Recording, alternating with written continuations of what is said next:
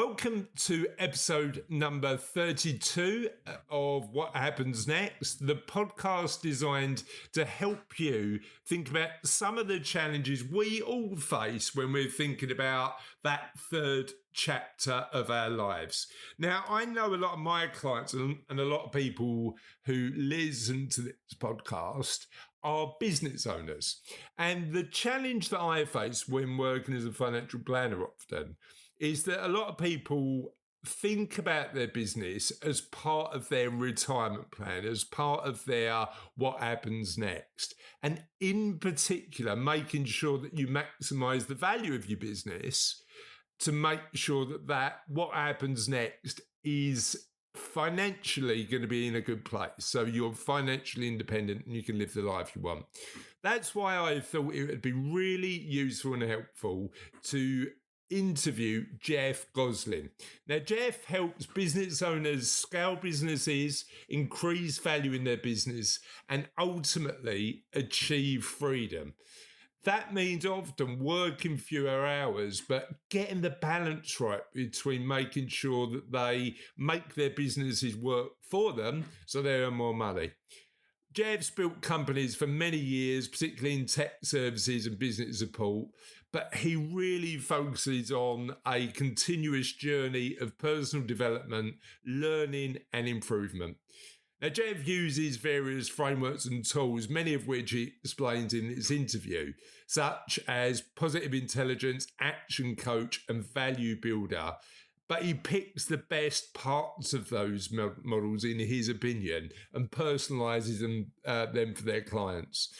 Now, a key concept that we speak about in this interview is leverage, which means building systems and processes in our business, doing it once, but being able to benefit from it on a consistent basis. Selling money for time, and it's something I think about quite a lot in my profession, offers no leverage. So what can you do if you run a business where you're swapping money for time and actually that doesn't work as well as it could for you? We talk about the alarming statistics about business failure. We talk about what happens next definitely isn't retirement and stopping doing anything, in Jeff and I's opinion. And we talk about the factors you need to consider when selling a business. So we're going to cover off all that in today's interview. I'd suggest you grab a pad and pen if you're a business owner, because there's going to be a lot here you want to take notes on. And let's get on with the interview. If this is the first time you've listened to What Happens Next, welcome to the show. We are committed to making sure that we do as much as we can to help you navigate whatever's next in your life.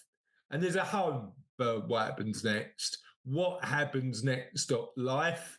We'd love for you to visit the site. On it, you will see loads of interviews, a link to take the What Happens Next quiz, an opportunity to sign up to the waiting list for the book, and much, much more. Take a look on the visit site, and we'd love to know what you think. Welcome to the What Happens Next YouTube channel. What we're aiming to do with this channel is share content designed to make sure that you're supported through whatever's next in your life. And we'd love to continue to do that. I've got a favour to ask today, and what I'd ask you to do is just subscribe. It costs you nothing, but it really helps us deliver really good quality content on a consistent basis. Thank you, and let's go on to the interview. Jeff, thank you so much for joining us on What Happens Next. I know that, like, at the start of our pre-conversation, you were talking about sort of football and how you sort of had a bit of a dodgy tackle on Saturday. How often does that happen for you? Well, fortunately, not very often, but usually most seasons. Yeah, touch wood. I'm usually doing the tackling and not being tackled. So on this occasion, it kind of counterbacked and ended up being crunched. But yeah, thanks for raising that. If I do look a bit pained, it's the middle of my back, which is bizarre for football. But anyway. Yeah. Well, so I suppose one of the things that we talk about, and we're talking about quite a lot, funny enough, with a lot of our other guests on What Happens Next, is balance, and particularly looking after our social and physical well-being. Does football play a part in that for you? Oh, massive. Yeah. In what way? Yeah. Well, a part of my role is mindset coaching. I use a lot of frameworks, two in particular. One's Positive Intelligence by Shahzad Shamin.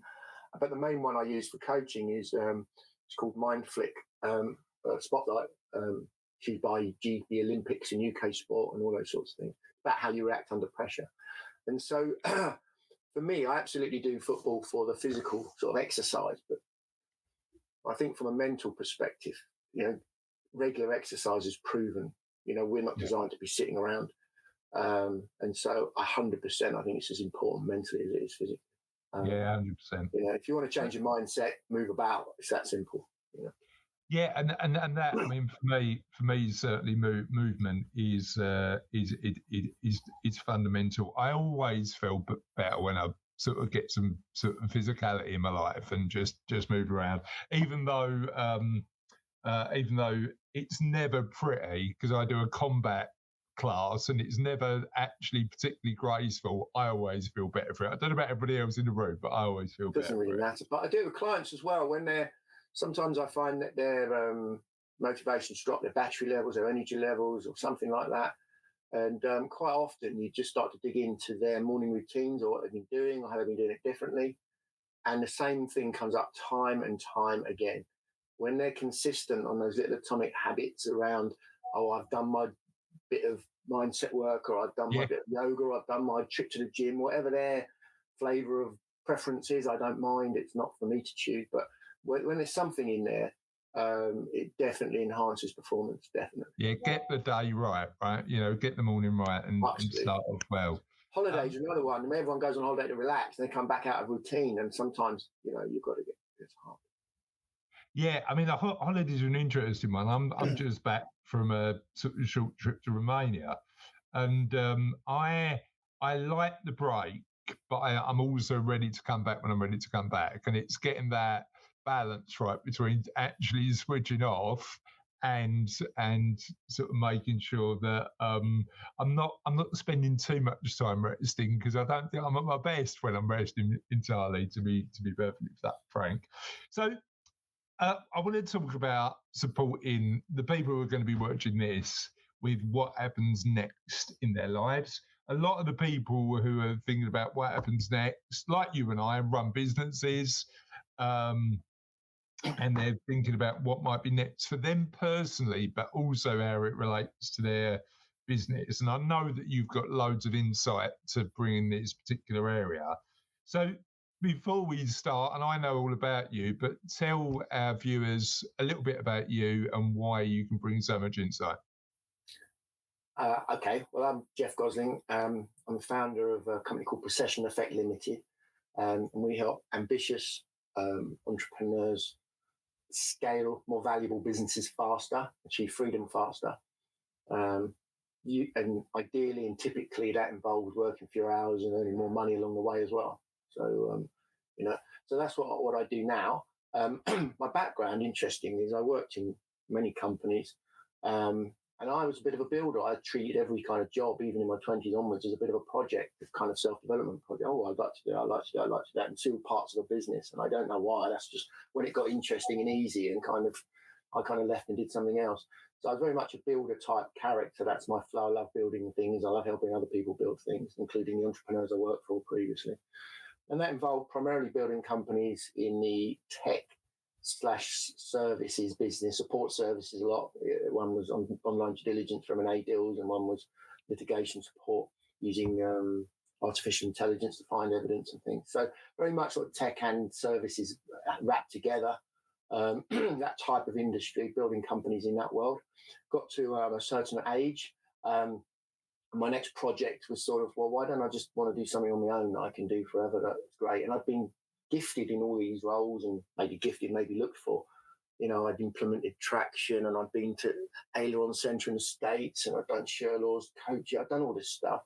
So when I was looking around what to do next, I stumbled across this thing called business coaching, and got involved in that and built different frameworks, and initial one was one called Action Coach, which is a great system for smaller businesses. Certainly the first 2 steps are amazing. Then I became a value builder, which is another kind of framework you can add in. As I said, I've got the mindset. I could go on all day, but there's so many frameworks out there. I pick the best tools from each one, use them, apply them, leverage other people, leverage groups. My latest one is around finance raising. There's not enough finance around at the moment, so I've just become an associate partner of a company called Prime Advantage Capital Partners. So again, I'm going through all of that. So for me, it's a journey of personal development for me. And I just go on that journey. I'm always looking at the next thing. The cool thing is it keeps me ahead of my clients. So I still work with my first client, still with my third client. So I'm just focused on me and growing and getting where I want to be. And I'm always staying ahead of my clients. And in order to stay ahead of your clients, you become more valuable yourself. So it's a win-win. Yeah. I think the interesting thing there is there's no monopoly on good ideas, is there? And there's that element of picking the ones that work for you and your life. And it's so interesting because every time I sort of read a new book or I end up being just a bit of a magpie and going, I think that bit's going to work for me, but actually that bit probably I'm doing already or isn't as good. How do you evaluate the quality of ideas, though? Because there's so many ideas and concepts out there. How do you decide on what are the right ones for you and what are the right ones for you? I think it is what resonates ultimately with the client. I found different books resonate with different clients. Profiling stuff's quite important. Some people like detail and process. Some people are high level. And so there's a lot to do with personalising it for the client. That's the advantage of having different ways and means of doing things. To your point about, I mean, we use the word leverage a lot. Leveraging is about, more from less. And if you actually go into the root of most business building systems, I mean, they've all got different badges and names, and they've got their different acronyms for what a big goal looks like, or what this looks like, or what type of meeting should be. But underpinning them all, they're all the same. Yeah. There is a fundamental theme, and, people bicker over whether they should be called OKRs or KPIs or ROCs, or it's just nonsense. It's all the same. So to me, I don't get into the weeds of arguing about whether I'm a this or I'm a that. The systems are the same. The systems to build businesses consistently are the same. I don't, Yeah. Regardless of what you call the systems are very similar, aren't they? And it's interesting, isn't it, that sort of situation of looking at business through the terms of leverage? Because I'd imagine that when you first start, it's swapping time for what you're good at, right? So how does a business like that evolve to a more leveraged business, in your opinion? Well, I'm a good example. Leverage is always looking for things that you do once and benefit from again and again and again. And so if you think of that, like if you look at cash as the fuel gauge of a business, quite often people look at the speedometer of a business as being how many new clients they've got or their revenue. So the first thing to do is change that mindset, because there's no leverage in that. You can always run around and get another client. You can always service another client, especially if you're in a people business. A lot of my clients are selling services. So you're effectively selling time for money, which is no leverage. You run out of time. And as you get more clients, you have less time to work on leverage work, which is why most people can't grow professional services companies. A, they don't know how, and B, they don't have the time because they prioritize technical service. And so, the speedometer is how many hours a week is being done in your business on leveraged work that you do once and benefit from again and again and again. That's developing yourself in line with goals, planning, goal setting, systemizing so that other people can do things. Anything that you do once and benefit from again and again and again is highly leveraged work, like developing yourself, learning, reading books, etc. And then there's low leverage work, like putting in a simple system so that someone else can do something that you do. That was really interesting. I read a couple of books, and the first book was ultimately designed as a business card because we were doing a lot of work with corporate clients, and I was getting a lot of calls from other advisors who wanted to know about the process we followed to do this work with corporate clients. And it worked really well as a business card because we used to go into these corporate clients. And at the time, this was coming back to 2015, we were doing a lot of work putting in place corporate pensions for large fashion retailers. Yeah. We used to go with a book and say, look, that's the system. If you want to follow it yourself. Yeah. And I used to go, Chris, we don't want to read that. That's why you're here. Because to be honest, Jeff, nobody wants to read a book about automatic enrolment pensions if they can help it, to be honest. They got me in to do that. You know what's been interesting? I've only just realised this over the course of the last year. The second book I wrote, which was nothing to do with work, it was to do with kindness project, and the relationship that we've got with kindness in our life, has also been a leverage product for us, because even though it doesn't talk about what we do, it talks about what we believe. It's your values, it's your why. Yeah, it's interesting. Yeah. So interesting. When we looked back, we picked up 5 or 6 clients last year from events where I spoke at, nothing to do with work. But because we were speaking about our values and they aligned with those values, it worked really well. So, yeah, I mean, I agree with you in terms of leverage and writing books and doing that sort of work. Very intense, a lot of work, very easier not to do probably, but as a leverage product is quite powerful, right? 100%. I mean, look at the people that make Christmas records, and there's people still living off of things they did in the 1970s and whenever, 50s. Yeah. You hear Slade every single year, and you think, yeah, Noddy Holder's doing all right. Every January, I bet that guy's going, woo! So clients are thinking about what happens next in their lives. They're thinking about what their future business is over the next 5 to 10 years. What are the main factors they should be considering and actually taking action towards when thinking about what happens next? Well, one of the things they can do if they want, they can reach out to me. They can take a thing called a PRE score through Value Builder, which is a personal readiness to exit. Okay. So I'm going to give you some quite scary statistics, which is what drives me, because I think it's absolutely terrible.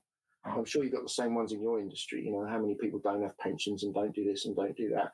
The ones in our industry in business are pretty clear.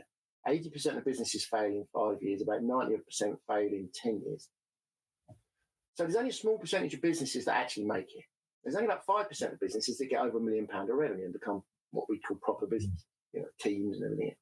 Okay. Yeah. So you're looking at all these people working really, really hard, usually much harder than they need to because they're not using leverage.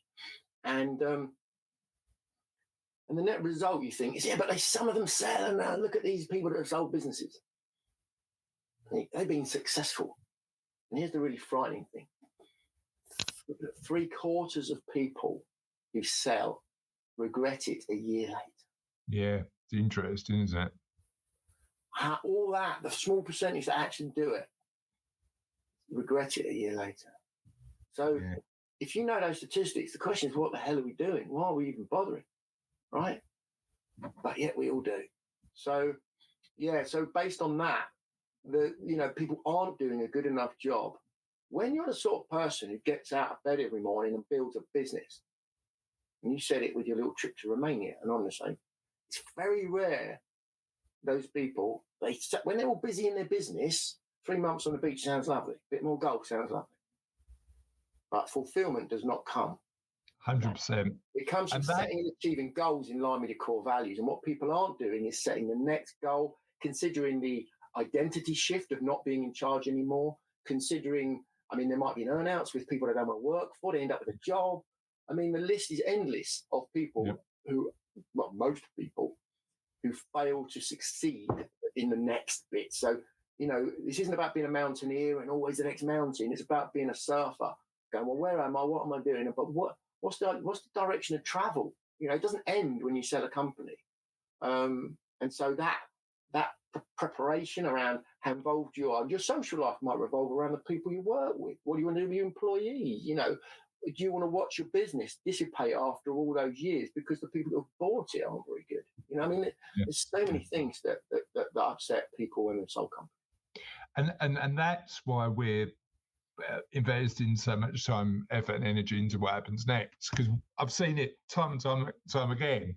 People get to this panacea of retirement and realise that it's not all it's cracked up to be. And actually, the concept of what happens next is retirement isn't the only solution. It's defining your purpose and values, and then working out what's going to motivate you to get out of bed in the morning. And that might be do more charity work, but do something you believe in, and think about that with plenty of time to spare, so you can sort of build your business in that way. But yeah, that statistic about 3/4 of people regretting selling their business. Somebody, we interviewed somebody last week about fitness and what happens next, and they had a really interesting phrase that I really liked. What's the goal after the goal? So thinking about the next goal before you've achieved the first one is probably like, well, hold on, if I do that and that happens, I sell the business, I do whatever, what's after? You know, what's the goal after the goal? And I think that's really important to think about, consider, and do. I lost you for a minute there, Jeff, but I was talking about goals after goal. Now, interestingly, one of the things that I've been learning about in preparation for this interview is that word procession, and a really interesting TED Talk on your website, which I'd recommend everybody has a look at, talks about procession. But in your own words, what does procession mean, and why is it so important to consider when thinking about our business lives, our personal lives, and everything else? Yeah, I've learned about it in early stages, obviously, of my business, because I named my business after it, the processional effect. And the people often look at me and think, what's that all about? But in summary, which is the thing I loved about it, we tend to go through life thinking the world revolves around us. It's an innate human thing, right? You look at yourself first in a photo, and you've got your goals and your plans and, where you want to be, and are we going to close this client? Can I get from A to B? What's my goal for the year? And processional effect, in a nutshell, is really about the effect at 90 degrees is far greater. What does that mean? Well, if you think about a pebble dropping in a pond, the pebble goes straight down. The ripples can go on and on and on. And the often cited one in nature is the bumblebee. It's buzzing around a honeybee, buzzes around collecting pollen, thinking its job in life is to make honey. The reality is, obviously, he probably doesn't call it honey because that's us eating it, but whatever he thinks it's for. And the reality is that the processional effect at 90 degrees is basically pollinating all the plants and creating life on Earth. So he doesn't even know what he's doing, right? And so that's the bit I know. And so what does that mean in business terms? Well, it means instead of me saying, I'm going to do this and I'm going to do that, I've always got the mindset that it's like my success comes from helping clients, right? If the clients succeed, then the rest of it will take care of itself. If you're helping people when they come to you rather than selling them, then, as you said earlier, it's about that 90 degree thing. Just focus on the 90 degree. The 90 degree for me is just helping business owners succeed. Yeah. It's not, did Jeff get there, or did he do this, or did he do that? Yeah. Added value, the key factor. And then and that's also that thing about increasing value. It's like, well, if I focus on, that's why I met you at Bit 100, why am I at Bit 100? It's because some of these things aren't in your line of vision. You don't know them. When you hang out in a group of amazing people, stuff comes, like the old law of attraction, and it's there. It's like the peripheral vision that most business owners lose because they're so in the weeds and so, and that's what that's about to me. And actually, do you think there's a perspective about losing focus of those? The interesting thing we have conversations with our clients quite a lot about is they've come to a realization, often after years of working in their business or working in a career that they've missed a lot because their sole focus has been that. Yeah. How does the concept of procession apply to our lives more holistically, do you think?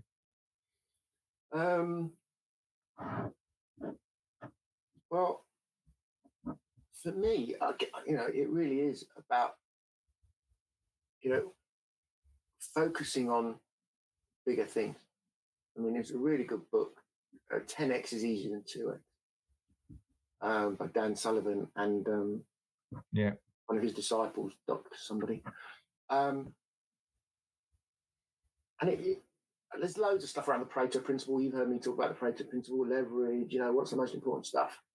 It's when you start to think, actually, the most important stuff, if I've just got that clarity of that's what it's about. And when you are operating to a purpose, when you're operating to value, decision making becomes easier. It's just easier to align to values and purpose. Just like, and people know, we know when we're doing stuff. I won't go into the weeds of something I did last year. I did some learning and development about buying companies, structuring buying companies, and how to put deals together to buy companies. It's an investment for learning, 3 days in US time on top of coaching and thousands of pounds I invest in myself and my development. At the end of it, I thought, I've learned all this stuff and you can do all this thing, but it didn't suit my values in terms of what most of them were trying to do, which was go and buy companies off of distressed owners and just business owners. I'm like, but everything in my being is about helping those people. Why would I want to benefit? It doesn't align, does it? Yeah. So I only focused on 2 types of the models, which is working to sell, which is when you start to work in sell companies so that I become a part of the business and the shareholder and I benefit on the exit, or working to buy out, which is when you do it, they don't sell and they buy you back out. I don't mind benefiting from getting involved in businesses and helping business owners, but it should be based on the success I bring to that company rather than me giving them 10 quid, taking the company off them, and 3 weeks later selling it for 500 grand.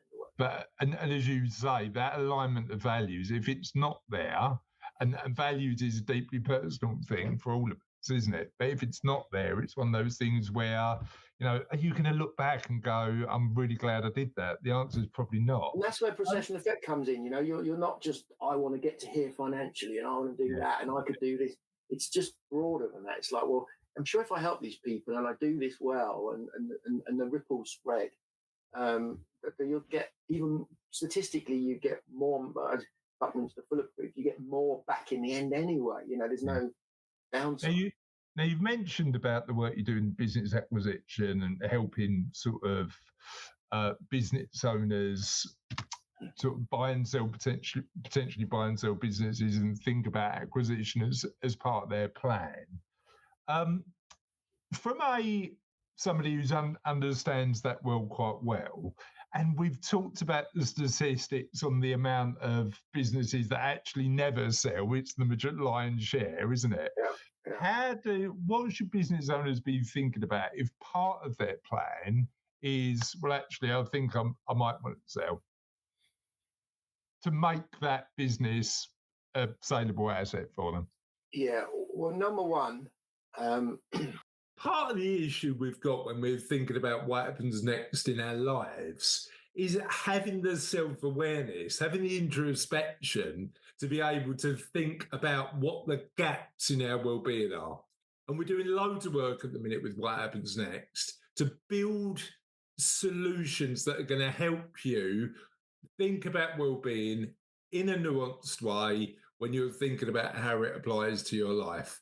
One of the first things we've built that you can use today is our What Happens Next quiz.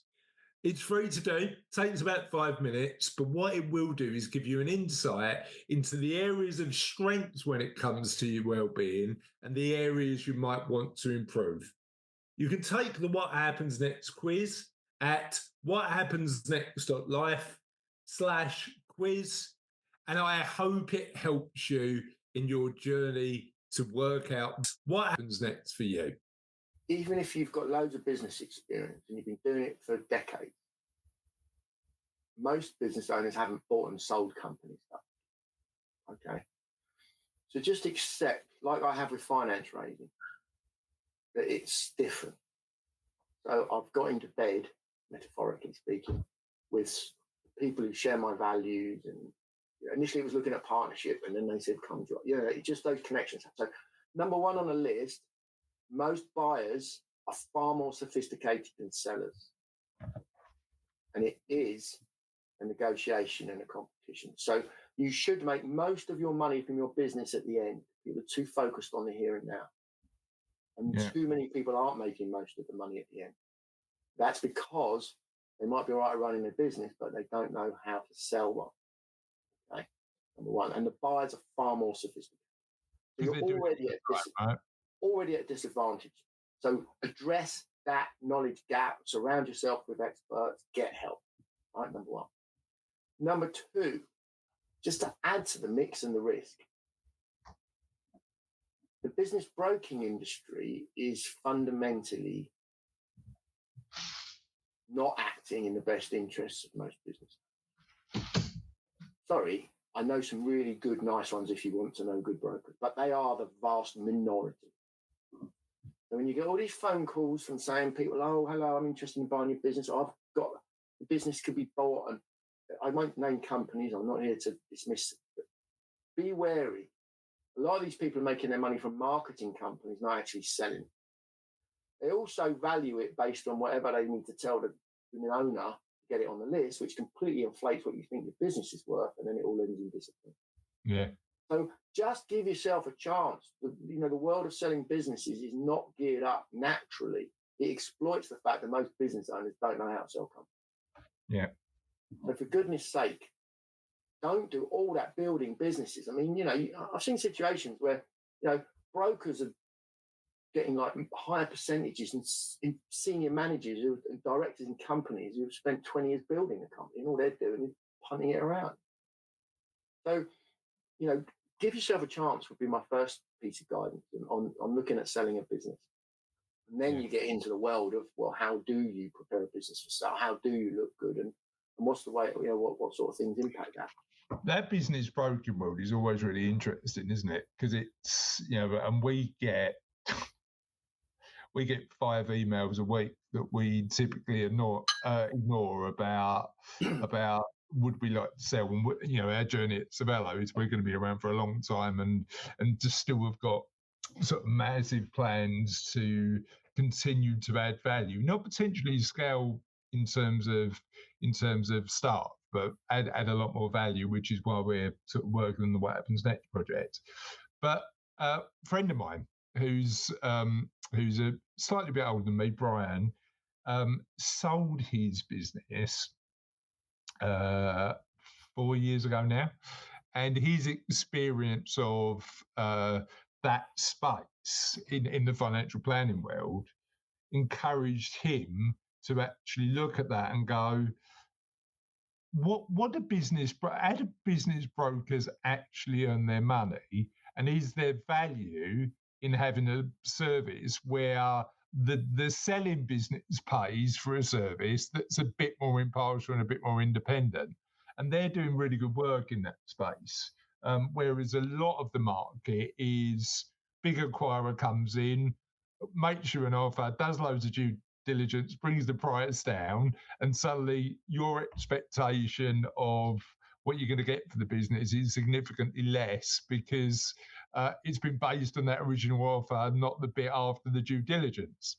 But it's really two primary drivers. But there's two things that people. Number one, and I get this a lot. I build companies with clients, and they go, "Oh God, I've had someone interested in buying me. I've got it literally at the moment, and it happens quite regularly. That's a sign that we're doing a good job, right?" But ultimately, this excitement of the first offer, or selling because actually right at the moment you're feeling a bit down about your business. I mean, it's got to be done in a planned way, right? It's got to be done on your terms. And what you're looking to do is to build competition. There is nothing going to drive a better value price for you than more people wanting your company. Yeah.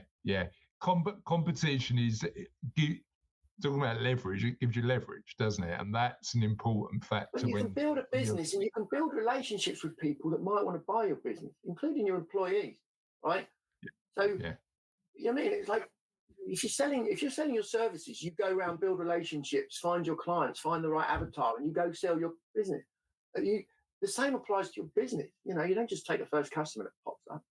Yeah, 100%. No, completely agree with that. Now, let's talk about sort of a little bit more specifically about building better businesses, because I know on the website you talk about 6 steps to building a better business. Certainly those tips on getting getting the best value by making sure that you've got competition and you're looking at the market and you're understanding what people are looking at when they're buying businesses is really important. But let's dig into ways and look at what people should consider when they're thinking about building their business better. What are those 6 elements, and what can you share that might help people think about what happens next? I always do the action coach 6 steps. I mean, the bottom 2 are like literally where the most people need to do most work initially. But I would also stress that, again, I mentioned all these things they're sort of synergistic. Okay. Yeah. So if you understand and can build a really great business for value, you are built the same. The outcomes of what the 6 steps give, or the value builder things, or the traction, or ultimately they're all synergistic. Building a great business is more valuable, right? And so the 2 are totally intrinsically linked. Although there is a tension. I will just mention there is a tension as you grow a business. Do I want profit or do I want value? So some of the things I'm going to talk about, for example, step 1 of the 6 steps is predominantly about building value, not profit. Okay? Right.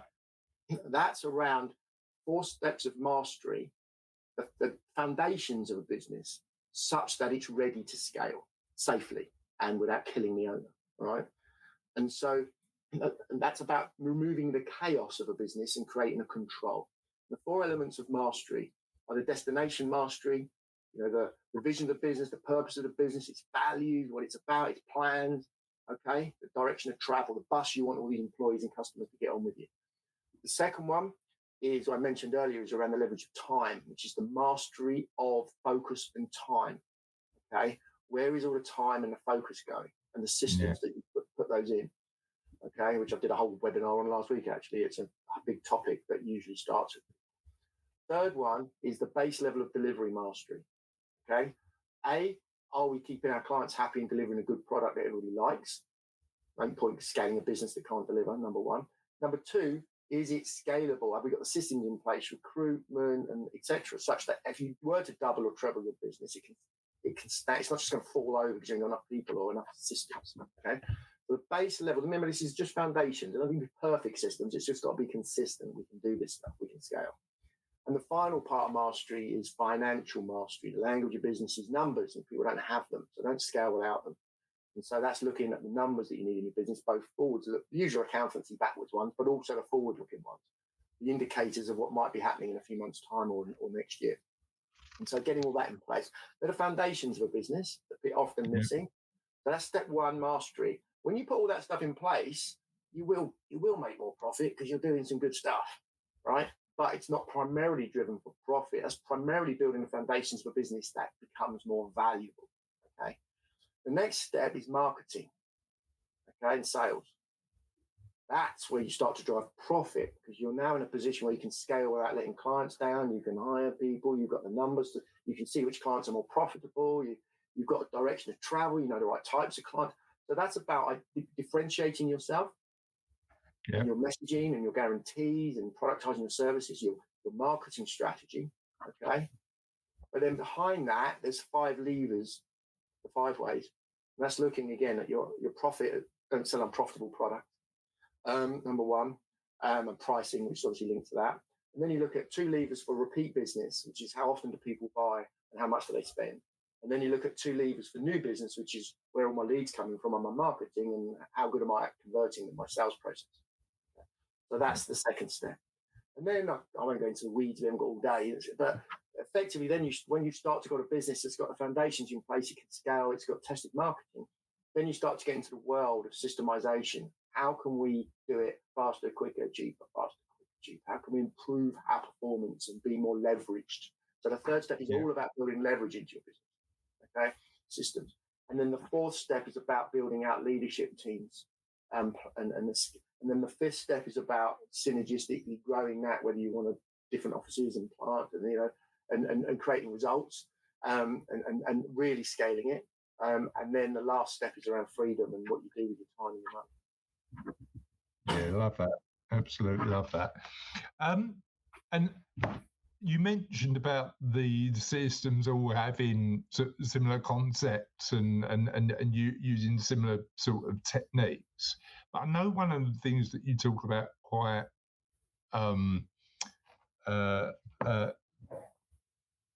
clearly on the website is value builder.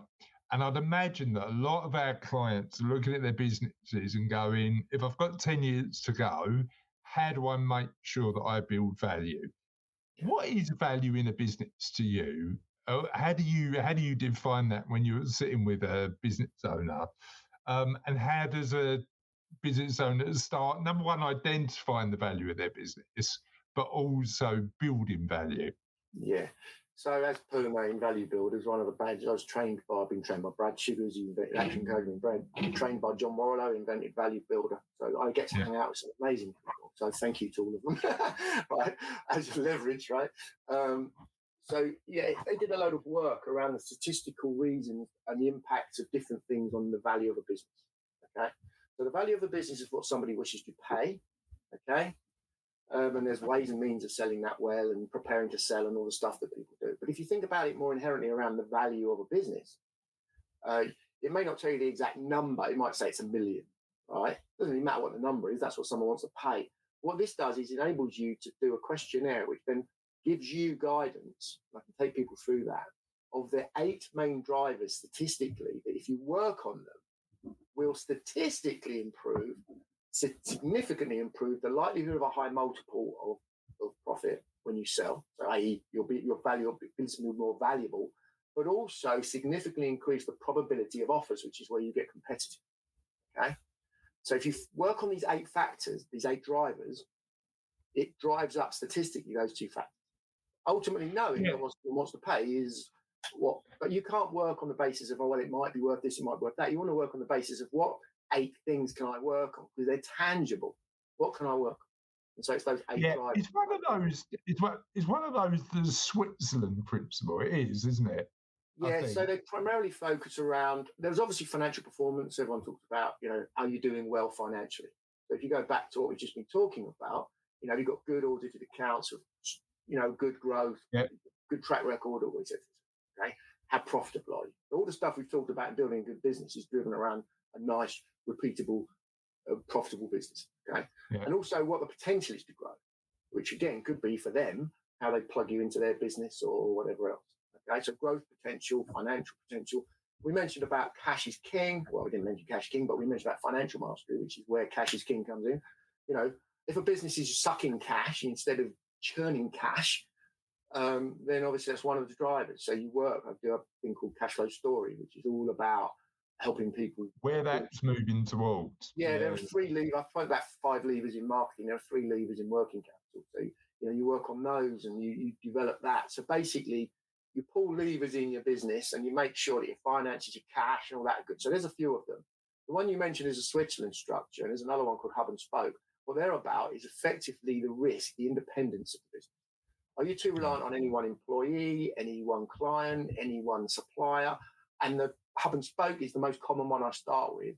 If the business is too reliant on you, it isn't saleable. End of. Yeah. Right? Unless you want a job afterwards, right? Not many business owners, I don't meet many business owners who've enjoyed an earn out. That's a straw poll of plenty I speak to, but not everyone. And I've met business owners who've done earn outs and have said, I've gone from effectively being unemployable and being master of my own destiny to spending a 3-year period doing exactly the opposite. And it's, and again, there may be people out there who have had different experiences of this. My experience talking to people like that has been that it's never been a particularly enjoyable part of their lives. Well, I'll give you another top tip around these a couple other drivers just while we're on it. And you're absolutely right, by the way. Obviously, other signs of growth potential in the business are how happy the clients are. But people often, I always do both. It's not in the value builder, but I always look at employees as well. So how happy are the stakeholders, the customers and the employees, right? It's a sign of potential growth, right? And it's a sign of a good business, going back to what we were talking about before, number one. And another one is around the type of revenue. So when you're looking at your marketing strategy, okay, a lot of people with businesses, it's like, I go out, get a client, I service them. I go out, get a client, I service them. I go out, get a client, I service them. And I call those businesses promotions. They're just big sales and marketing engines. What people are looking for is a de-risked business with certainty of future revenue. They're looking at how quick they're going to get their investment back. So again, looking at those two levers around repeat revenue, how can you tie people down to predictable subscription or some sort of revenue that comes in again? Recurring income, right? Is roughly when you're talking about some, and I do get clients say to me, but Jeff, when we do these big projects, we make a load of profit, and when we do all this kind of boring stuff, we only make 20%. But all that boring stuff that you've got contracted for 3 years happens even when the economy drops. That's 3 times more valuable to an investor than transactional revenue that you don't know if it's coming on. So we talked quite a lot about what people should do, what people should think about, when they're thinking about planning within their business. However, one thing that I always am conscious of as I go through my business growth journey and we carry on building Savello and now what happens next is making mistakes. Now, I've got a bit of a different perspective on mistakes. I think actually small mistakes can help us learn and grow and develop. But what are the 3? But I agree with you, by the way. I think the biggest leverage I've got is from just stealing other people's ideas and learning about the mistakes that others make. So for the benefit of people watching this video, what are the 3 things, the 3 biggest mistakes you see business owners make, or in your experience, business owners make in the market when thinking about sort of what happens next and selling their business? You've mentioned the first one, by a mile. I mean, I invest time learning. I've got my own coach. As you know, I hang out with lots of people cleverer than me in various places. And number one, learn, right? Yeah. Learn before you earn. Jim. Then you've got Jim Rohn. Work harder on yourself than you do on your job. If you work harder on yourself, you can achieve anything. If you work on your job, you'll just achieve a living. Right? There's nothing new about that. But if you're not growth-minded and you're not open to getting help and advice, yes, you learn by mistakes, but it's a very expensive process, and it's why most businesses fail. Okay, and there's no need to fail. There is no need to work 80 hours a week. There is no need to burn out. There is no need to scrabble around trying to, if you're limited here, then it ain't going to happen. And that's selling a business, building a business. Just do it the easy way. Get help. It's not a sign of weakness. It's a sign of strength to ask for help. Yeah, agreed. Right. And so, the challenge is that generationally, and you and I are not spring chickens, generationally, there was almost a kind of, what is all this stuff about coaching or this or that or whatever else? It's like, I built a business for 20 years. I don't need any help. And our generation don't do it. And they're the ones, just so we're all clear, I'm not a baby boomer, I'm a Gen X, but even the baby boomers, just to scare the crap out of you, right? There is an entire sea of baby boomers out there that built businesses because there was too many people in that generation and not enough jobs, right? Yeah. So there's an entire sea of baby boomers with companies that are all trying to sell. And they're trying to sell companies that do stuff that you and I have heard of. Yeah. The entire generation coming through have no interest in those companies, and there's less of them. Yeah. So you need to be in the top 5% if you want to sell your company any kind of value. And you don't get in the top 5% just by doing it on your own, whether it be in business, in sports, in life, in anything. Life's a team game, right? Winning is a team game. Get a good team. 100%. Thank you. That's number one. I mean, I could go on to 2s and 3s. Number 2 is pretty much what I mentioned earlier. They've not got clarity of a plan. They're reacting. Yeah. First rule of Stephen Covey, be proactive. Begin with the end in mind. Number 2. Yeah. 3, put first things first. I mean, the guy's written the book, read it, right? Seriously, if you don't have a plan in place, which is like, that's what I really want. Business is there to give you more life. What do I really want? Not, oh, someone wants to buy it, I don't like it anymore. Get to a position where you do like it. That's when you want to sell. 100%. Or not sell, your choice. Freedom. And I think the interesting thing for me is that's the conversation as a financial planner I love having with clients. What does your ideal life look like? And how do we build the money around supporting you to do that?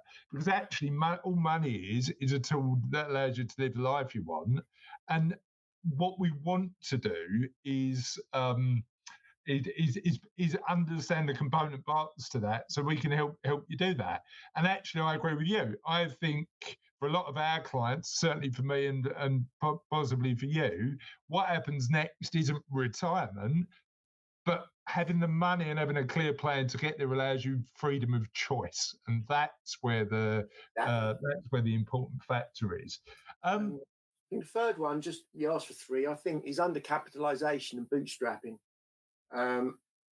This kind of, when I get this, then I'll do that.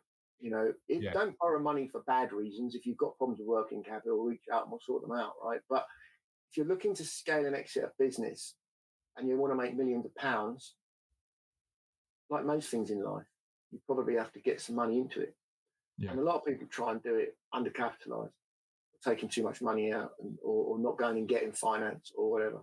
And the irony is that a lot of these really well-run businesses with good track record are the ones that can get finance, whereas all these up-and-coming, I've got a new widget, I want to do this, can't. So, using, understanding corporate finance and understanding the use of cash is fuel, time is fuel. They're the only 2 fuels you've got, right? You've only got so much time and you ain't going to get it back. So if you want to do it faster, you've got to hire good people. And in order to do that, you need money. In order to do this, that, and the other that you might want to do to get your business into shape and experts in and all the rest of it, you might need money.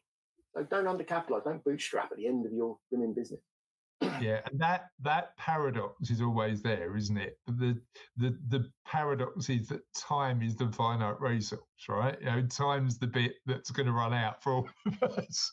So actually looking at that in that way and saying, can I use money to help me get there faster and do what I want is always. You have an investor mentality. What do I need to invest to get a better outcome? And that could be help. It could be a different way of doing your leadership team. It could be any of the things that we work on. Yeah. Perfect. Jeff, thank you for today. I've really enjoyed it. And as always, I've learned loads, a couple of bits that I'm going to apply to my own business, but I'm hoping that you've benefited from watching it too, particularly if you're on that journey where you're thinking about what happens next. One extra question, where do you think people should start? So if you're me, so I'm 46, so as you say, no spring chicken, but a little bit of a run to go. Where should you, and I've got my own thoughts about this, but at what point should you think about what might be next and therefore define your plan? Is there a too early? Is there a too late? Where do you sit on that? I just do it now. If you've got clarity of where you want to be in the future, that's how I start with all clients, clarifying what they want and then helping them build a business that gives it to them. And ultimately, first thing I do is clarity, begin with the end in mind. Yes, it can change every year and you'll grow and learn and it changes, do it every year. But ultimately, that goal setting / vision of what you want life to look like is the picture, the vision board, all the stuff you hear about. Do it now. Build a business that gives you that. It's so interesting. I had a client where we built their plan. We built their plan originally about 8 or 9 years ago, and they went through some life circumstances that meant that plan, they got divorced. And the client said to me, so interesting when we're thinking about planning, I don't believe in planning anymore because Chris, plans go wrong. And my suggestion to him is plans always go wrong. Plans aren't built to be sustainable in any way, shape or form. And the quote that I always use, and it's quite a direct one, but it's one I like, is that Mike Tyson quote. Everything goes to plan until you get punched in the face. But that doesn't stop people like sort of planning, because you're going to take the action to just get you a little bit closer. Well, and then you've hit the nail on the head. You hit the nail on the head. I always use the line, the value in is the planning, not the plan. Yeah, 100%. Right? It's the sitting down and thinking and getting clarity for your reticular activating system, the compass in your brain. Yeah, 100%. That's the value. Get that image. Say, that's what I want life to look like. But then you'll take actions to get yourself a little bit closer. So that if it does change, you can. You've got to have a direction of travel. You've got to have that fire inside you to get somewhere, other than just out of the trouble that you're in. Yeah, perfect. And that's all it's about. And you can update it and change it, and things change and life changes, and we never know if we've got 3 minutes or 30 years, do we? I mean, and we're never too early or late to plan, right?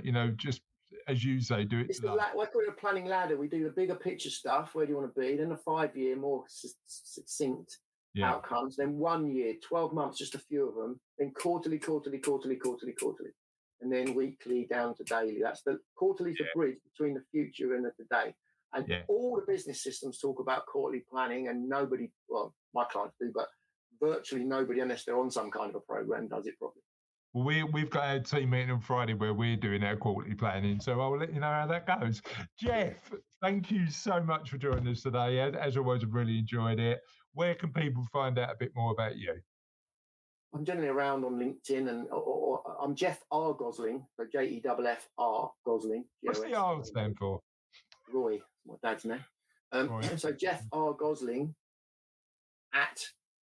Jeff Gosling at jeffrgosling.com, sorry.